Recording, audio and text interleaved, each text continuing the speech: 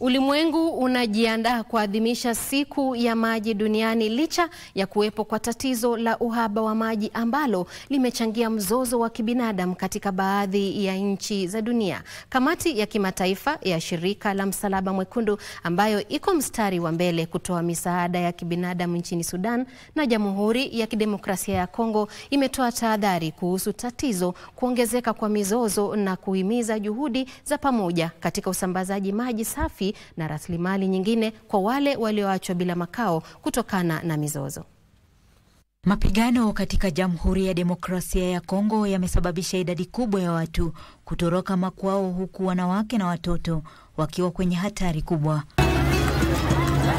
Hali imezidi kuwa mbaya kufuatia hitaji kubwa la misaada ya kibinadamu, na sasa shirika la kimataifa la Msalaba Mwekundu limeelekeza misaada yake katika nchi za Sudan na Demokrasia ya Kongo. Mapigano hayo yamesababisha uharibifu wa miundombinu ikiwemo mifereji na matangi ya kuhifadhi maji. Hayo yameathiri pakubwa upatikanaji wa maji safi kwenye makazi na hospitali. In Ndosho and in the provincial hospital of North Kivu, for instance, in Goma, we did water tracking.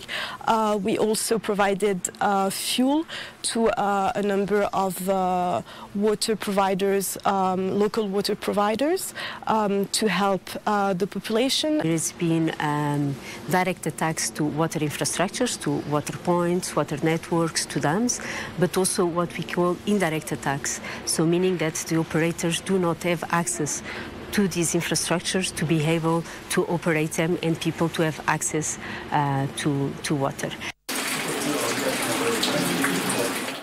Hali si tofauti katika nchi ya Sudan ambako idadi ya watu wameachwa kwenye mtanziko. Maafa ya vita yamechangia tatizo kubwa la uhaba wa maji. We've seen a lot of fighting taking place in heavily populated areas. We've also seen a disturbing pattern of increased attacks on essential civilian infrastructure, and that creates terrible humanitarian services for the population that can no longer access these services. Siku ya maji duniani itaadhimishwa tarehe 22 mwezi huu, kauli mbiu ikiwa ni utunzi wa utandu wa maji kwa ajili ya maisha endelevu.